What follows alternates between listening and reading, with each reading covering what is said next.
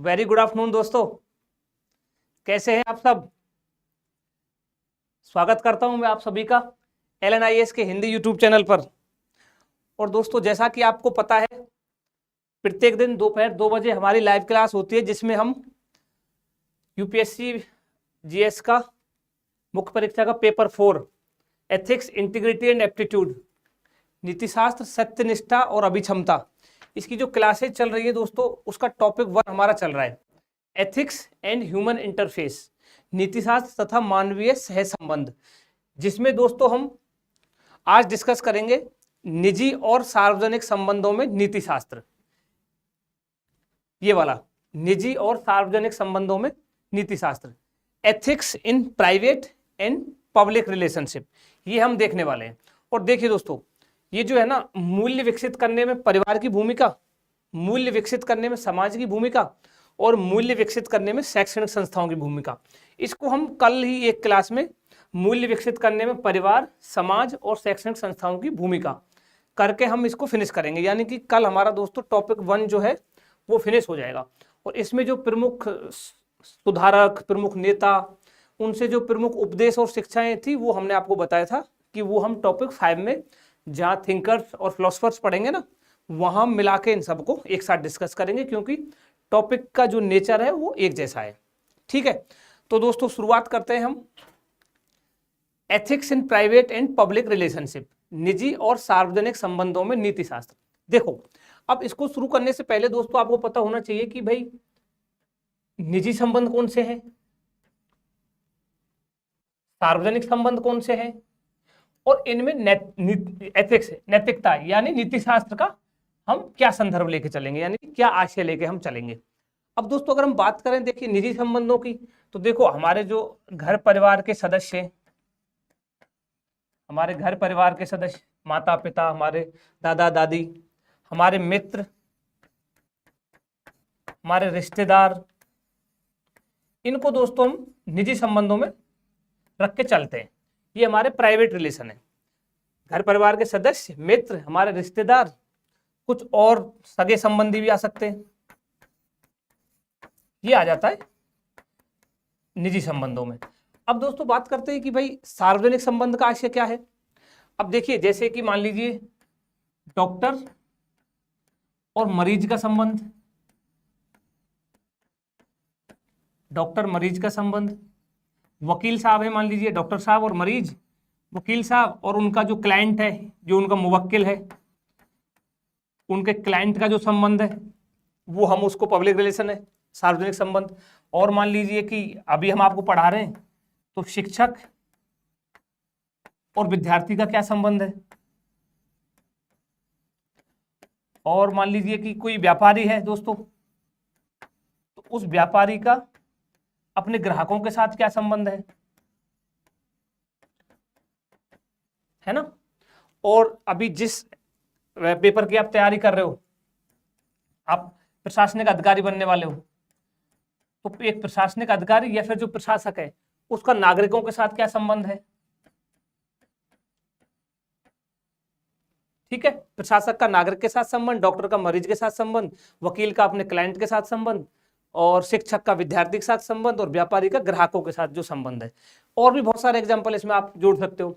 ये होते हैं दोस्तों सार्वजनिक संबंध। ठीक है, अब ये टॉपिक ना दोस्तों आपको एग्जाम पॉइंट ऑफ व्यू से तो इंपॉर्टेंट है ही, कोई इश्यू नहीं है, काफी इंपॉर्टेंट टॉपिक है। बट दोस्तों एज ए लाइफ या जीवन के दृष्टिकोण से भी देखोगे ना आप, तो काफी इंपॉर्टेंट टॉपिक है, आपको बहुत कुछ इससे सीखने को मिलेगा। तो ये हो गया निजी संबंध कौन कौन से होते हैं और सार्वजनिक संबंध कौन कौन से होते हैं। अब दोस्तों देखिए, अब इनमें नीतिशास्त्र का आशय क्या है। नेता का जनता से, हाँ ठीक बात है। अब देखते हैं इनमें नीतिशास्त्र का मतलब क्या है। तो दोस्तों देखिए, निजी संबंधों में नीतिशास्त्र का मतलब है कि भाई निजी संबंधों में भी उचित और अनुचित की बात होनी चाहिए, कि ये कर्म अनुचित है और ये उचित है, इसकी बात होनी चाहिए। ये निजी संबंधों में नैतिकता है, निजी संबंधों में नीतिशास्त्र है। सार्वजनिक संबंधों में तो बात होती ही है कि ये कर्म उचित है और ये कर्म अनुचित है, ये डिस्कशन होना चाहिए ना।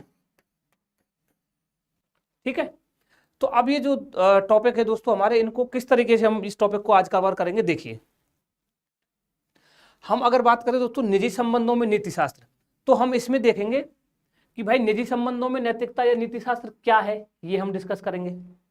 फिर निजी संबंधों में कौन कौन से नैतिक मूल्य होते हैं, वैल्यूज कौन कौन सी होनी चाहिए, हमारे जो आपसी घर परिवार के जो संबंध है उनमें कौन कौन से मूल्य हमारे अंदर होने चाहिए।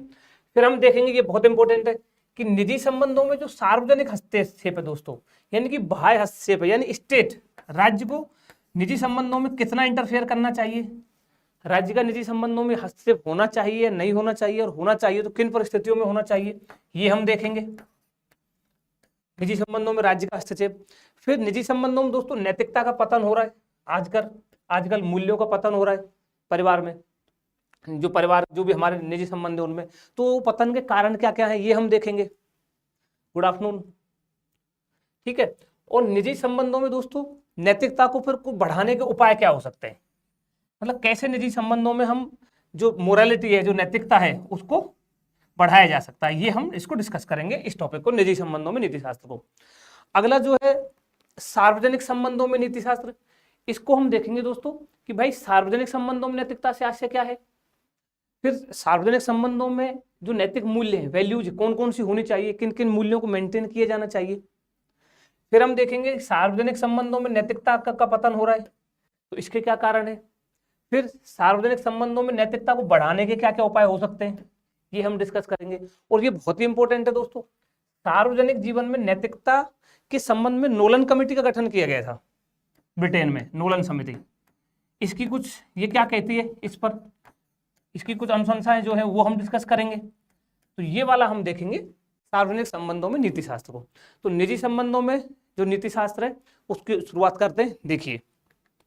देखो दोस्तों, अभी डिस्कस किया भाई निजी संबंधों में नैतिकता क्या है। भाई निजी संबंध हम निजी संबंध के दायरे में किन किन को रखेंगे, भाई व्यक्ति का अपने परिवार के सदस्यों से, मित्रों से, सगे संबंधियों से, इनसे जो संबंध है उसको हम निजी संबंध के दायरे में रखेंगे।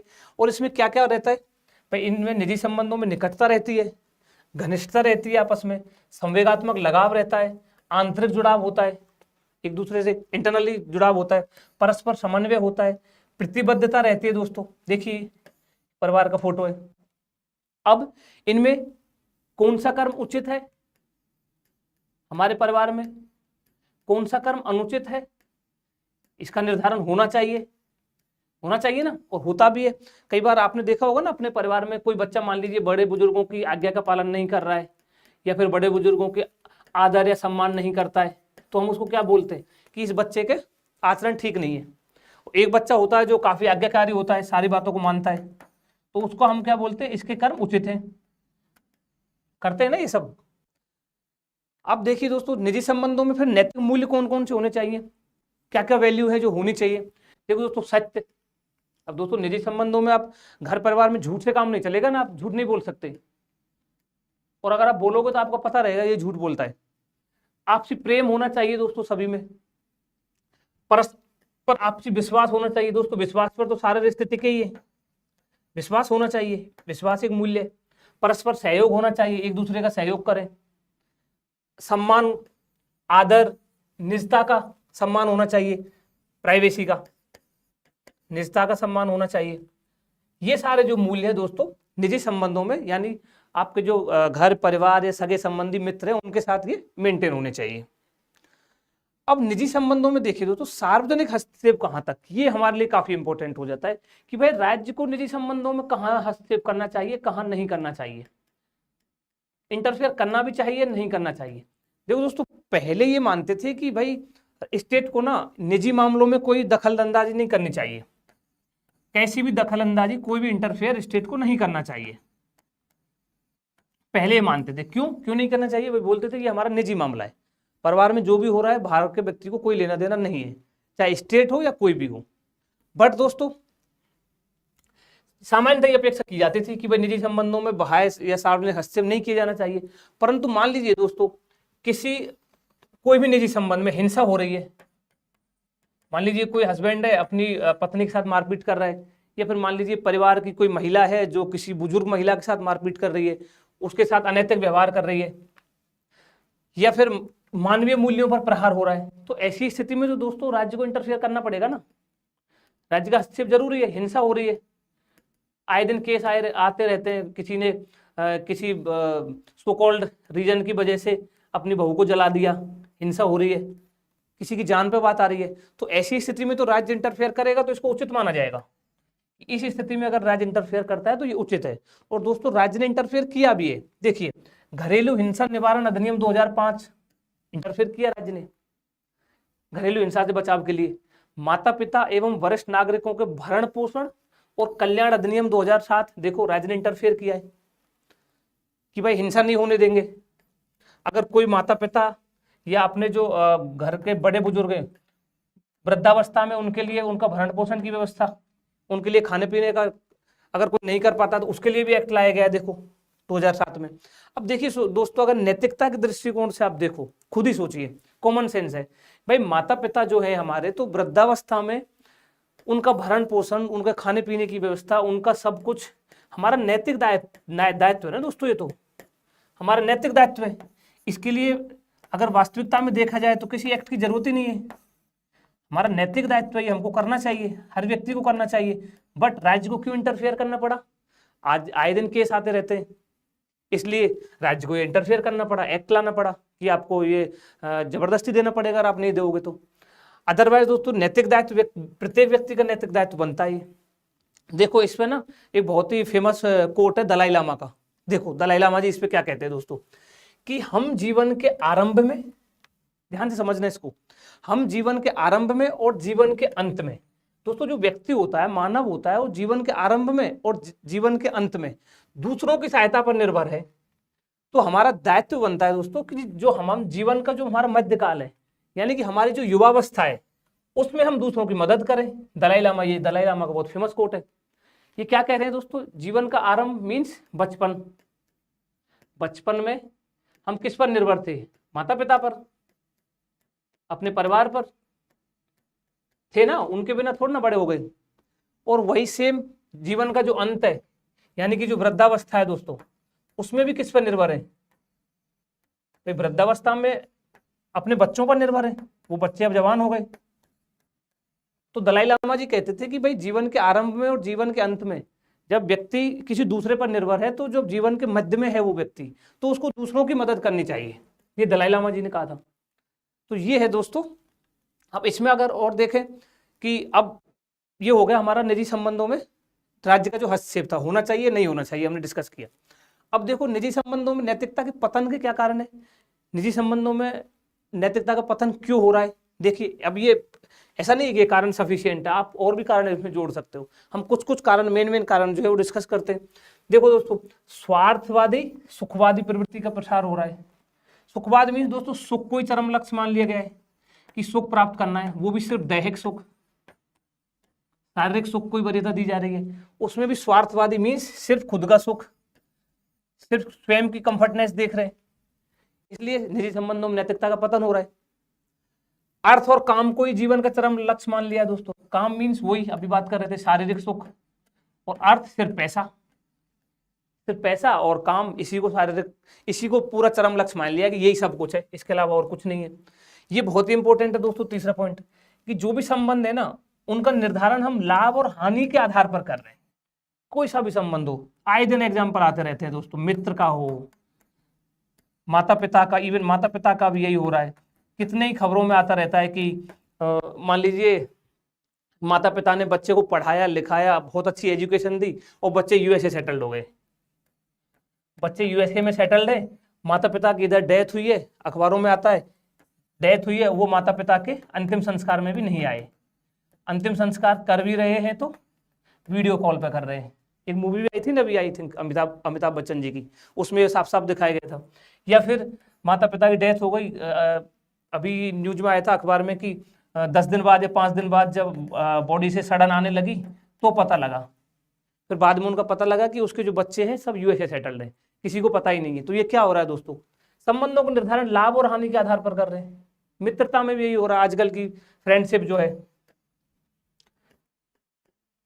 कोई मित्र है आपका, आपको जब तक उससे लाभ है तब तक आप उसके साथ हैं, फिर लगा कि नहीं कोई काम करनी है तो बस खत्म।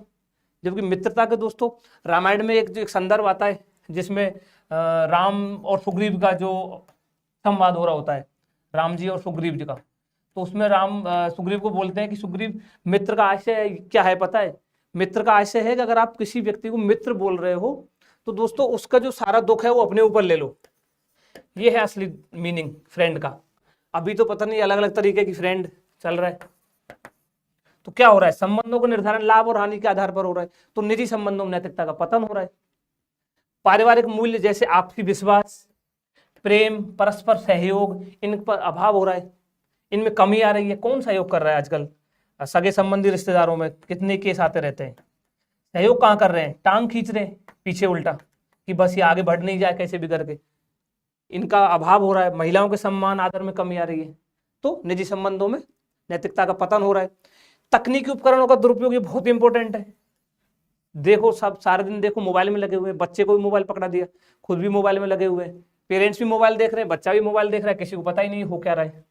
कितने रील्स और मीम्स आती है जिसमें मोबाइल चला रहे हैं और बच्चे के साथ कुछ हो गया, कुछ अनहोनी हो गई, पता लगा वो मोबाइल देख रहे थे।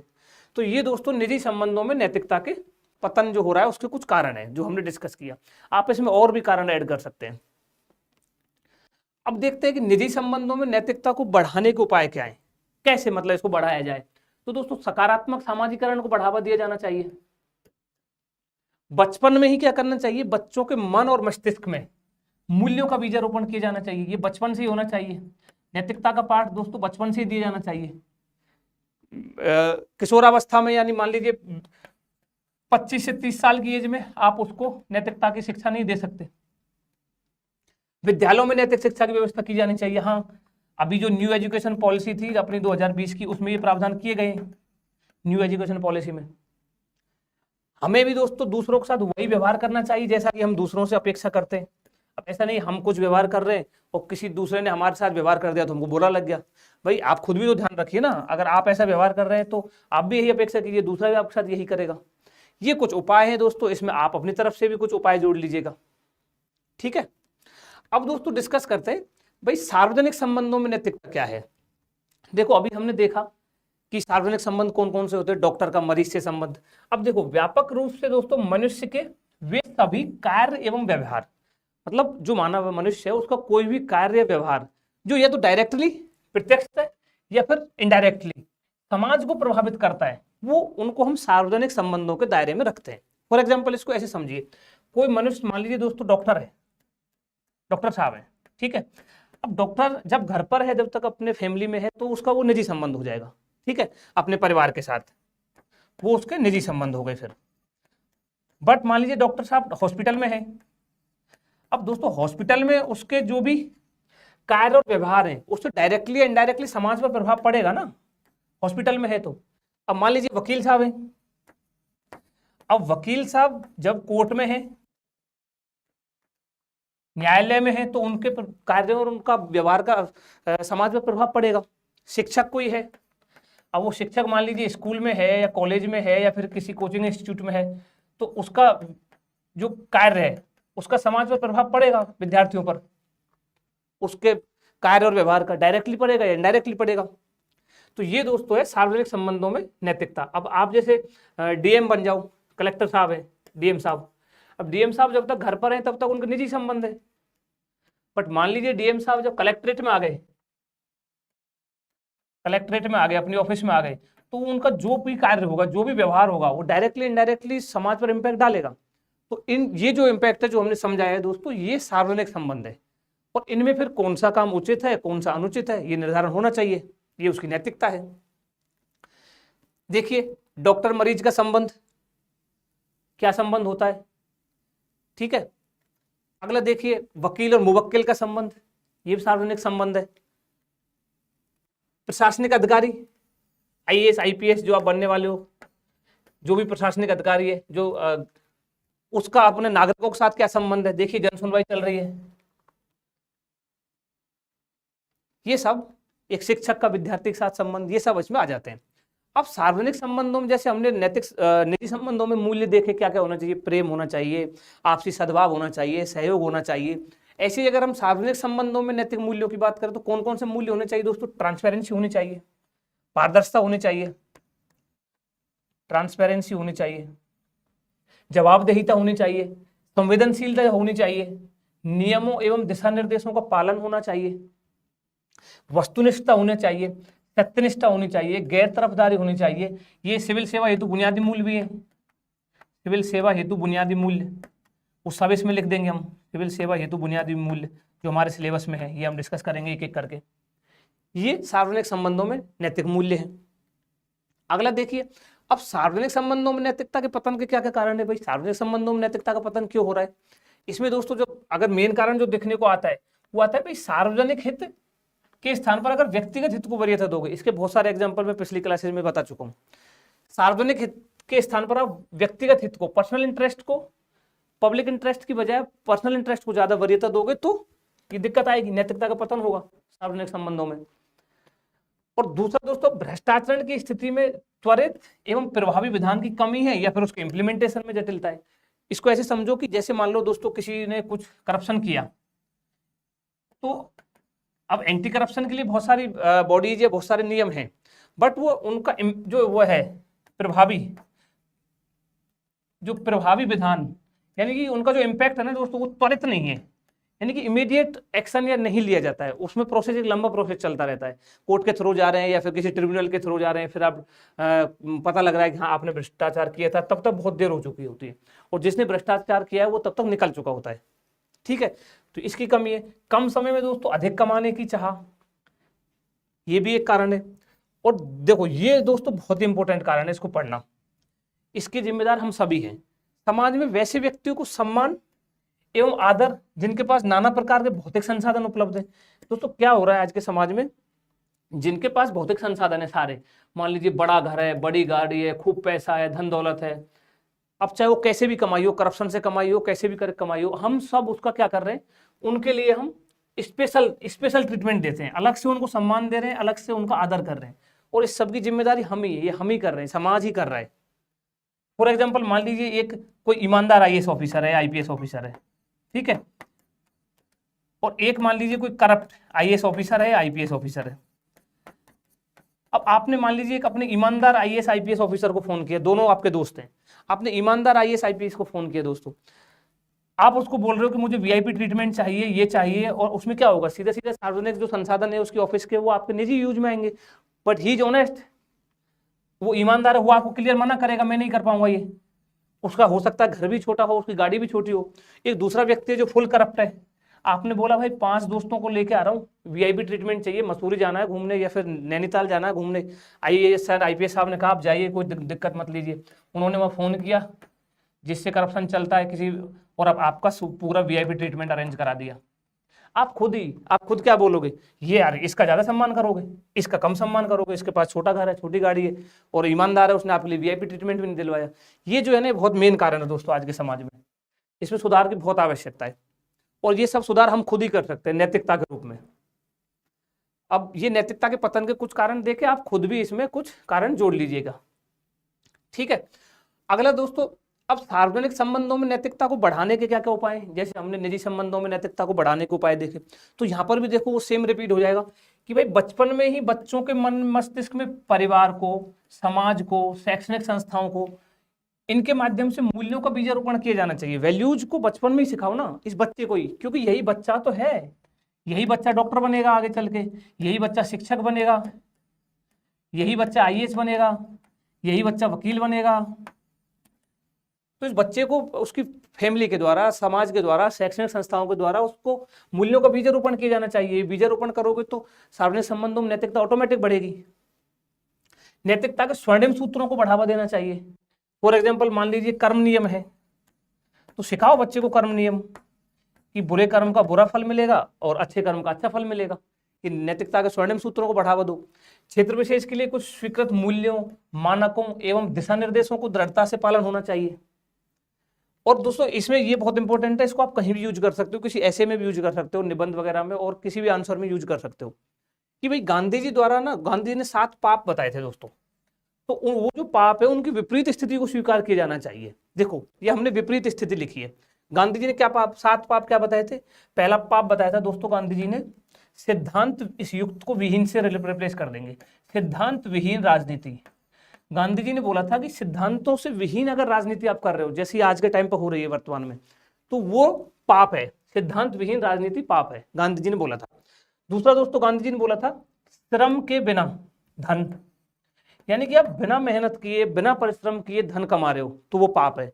आप रिश्वत से ले रहे हो, करप्शन से ले रहे हो, जैसे भी आप ये इनके इन प्रकार करके आप धन कमा रहे हो वो पाप है। दूसरा गांधी तीसरा बोला था अंतःकरण से जो अंतःकरण के बिना जो सुख है, यानी कि आप सुख तो ले रहे हो बट आपका जो अंतःकरण है, आपकी अंतरात्मा आप खुश नहीं है कि यार जो मैं कर रहा हूँ ये ठीक है, तो वो जो सुख है वो पाप है।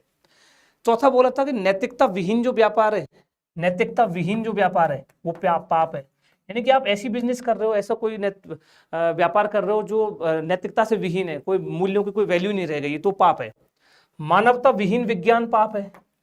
साइंस का दोस्तों कोई ऐसा मान लीजिए कोई प्रयोग कुछ हो रहा है जिसमें मानवता को नुकसान पहुंच रहा है, तो मानवता विहीन जो विज्ञान है वो पाप है। त्याग के बिना अगर आप पूजा कर रहे हो तो वो पाप है, गांधी जी ने बताया था। चरित्र के बिना आपका अगर ज्ञान है, आपके अंदर ज्ञान कूट कूट के भरा है बट आपका कैरेक्टर खराब है, आपका चरित्र खराब है, तो चरित्र के बिना जो ज्ञान है वो भी पाप है। अब ये जो हमने डिस्कस किया इनका विपरीत अगर स्थिति को स्वीकार किया जाए तो दोस्तों सार्वजनिक जो संबंध है उसमें नैतिकता को बढ़ावा डेफिनेटली मिलेगा।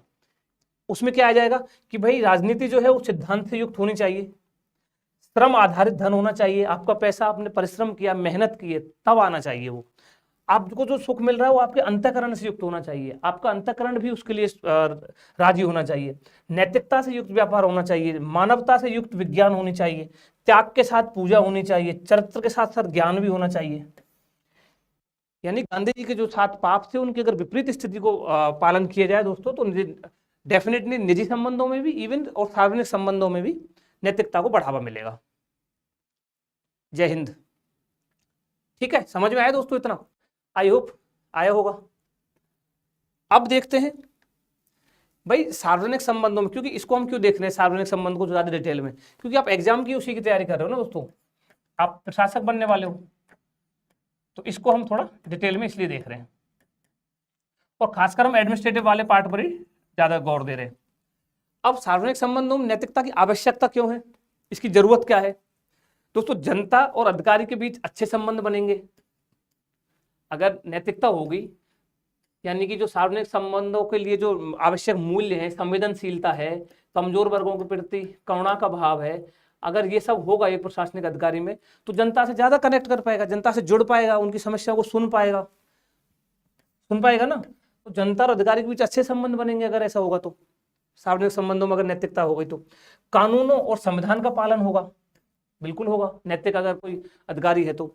जनहित और जो व्यक्तिगत हित, जो अभी हम देख रहे थे व्यक्तिगत हित और जो पब्लिक इंटरेस्ट, जो सार्वजनिक हित थे, उनके बीच संघर्ष नहीं होगा। ठीक है, सार्वजनिक जीवन में एक आदर्श की स्थापना होगी। ये कई सारी आवश्यकता है। सार्वजनिक जीवन में नैतिकता क्यों आवश्यक है, ये भी अपने हिसाब से और आप इनको बढ़ा सकते हो। ठीक है, अब देखो दोस्तों अगला ये बहुत इंपॉर्टेंट हो जाता है कि भाई सार्वजनिक संबंधों में नैतिकता के संबंध में नोलन समिति। दोस्तों सार्वजनिक जीवन में नैतिकता के संबंध में ब्रिटेन के द्वारा एक कमेटी का गठन किया गया था, नोलन समिति बोलते हैं इसको। तो इसने ना कुछ सिद्धांत दिए थे, कुछ 7 सिद्धांत दिए थे कि भाई सार्वजनिक जीवन में, यानी कि कोई भी जो सार्वजनिक पद पर आसीन जो व्यक्ति है, यानी कोई भी जो एक तरीके से सरकारी जो है सार्वजनिक पद पर जो आसीन व्यक्ति है, यानी कि जो अधिकारी है, उसमें क्या क्या होना चाहिए दोस्तों? उन्होंने सबसे पहले बोला था कि निस्वार्थ निष्ठता होनी चाहिए, यानी कि वो निस्वार्थ होना चाहिए। अभी जैसे हमने डिस्कस किया ना कि 5 फ्रेंड्स ने फोन किया कि भाई वीआईपी ट्रीटमेंट दिलवा दे, वो सब उसके अंतर्गत नहीं होना चाहिए। यानी कि सार्वजनिक पद पर जो भी व्यक्ति है वो जनहित से संबंधित निर्णय वो स्वयं ले ले, उसके परिवार या मित्रों को कुछ भौतिक लाभ पहुंचाने के लिए, कुछ फाइनेंशियल उनको लाभ पहुंचाने के लिए वो डिसीजन ना ले, ये होना चाहिए। उसके अंदर सत्यनिष्ठा होनी चाहिए, इंटीग्रिटी उसके अंतर्गत होनी चाहिए, उसके अंदर ऑब्जेक्टिविटी होनी चाहिए, विषय निष्ठता, यानी कि मान लीजिए आप डीएम साहब हो और आप कोई संविदा की स्वीकृति दे रहे हो या फिर कोई सार्वजनिक नियुक्ति कर रहे हो, कोई लाभ या पुरस्कार की अनुशंसा कर रहे हो, गवर्नमेंट के कई सारे पुरस्कार होते हैं जिनके लिए अनुशंसा करनी पड़ती है, तो वो सब करने में आपके डिसीजन में ऑब्जेक्टिविटी होनी चाहिए, ट्रांसपेरेंसी होनी चाहिए, पता होना चाहिए भाई ये इस व्यक्ति को मैंने इस पुरस्कार के लिए क्यों चुना है। ऐसा नहीं कि वो आपका रिश्तेदारी में कुछ लगता था और आपने उसका नाम आगे सजेस्ट कर दिया कि इसको ये दीजिए। निस्वार्थ निष्ठता, सत्यनिष्ठा, विषय निष्ठता, ऑब्जेक्टिविटी, वस्तुनिष्ठ। चौथा दोस्तों जवाबदेही होनी चाहिए, सार्वजनिक पद पर आसीन लोगों को अपने निर्णय और कार्रवाई के लिए उनको रिस्पॉन्सिबल माना जाएगा, अकाउंटेबल माना जाएगा।